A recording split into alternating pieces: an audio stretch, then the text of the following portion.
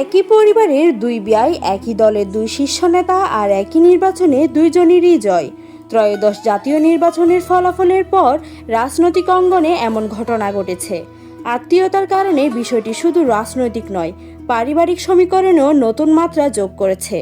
এই দুই বিয়াই হলেন গয়েশ্বরচন্দ্র রায় ও নিতাই রায় চৌধুরী, দুইজনই বিএনপির শীর্ষ পর্যায়ের নেতা।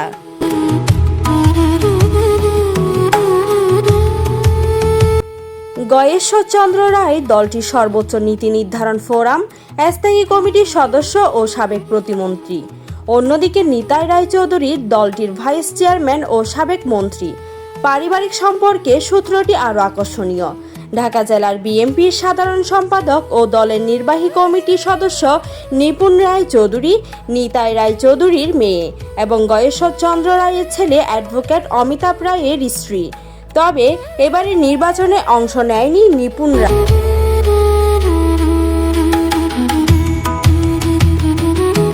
ত্রয়োদশ জাতীয় নির্বাচনের ঢাকা ৩ আসনে বিএনপির মনোনীত প্রার্থী হিসেবে ধানের শীষ প্রতীকে প্রতিদ্বন্দ্বিতা করেন গয়েশ্বরচন্দ্র রায়। তিনি এই আসনে ৯৯,১৬৩ ভোট পেয়ে বেসরকারিভাবে নির্বাচিত হন। তার নিকটতম প্রতিদ্বন্দ্বী ছিলেন শাহিনুর ইসলাম। দাঁড়িপাল্লা প্রতীকে পেয়েছেন ৮৩,২৬৪ ভোট। অপরদিকে মাগুরার ২ আসনে জামায়াতের প্রার্থীর সঙ্গে হাড্ডাহাড্ডি লড়াই শেষে জয় পান নিতাই রায় চৌধুরী।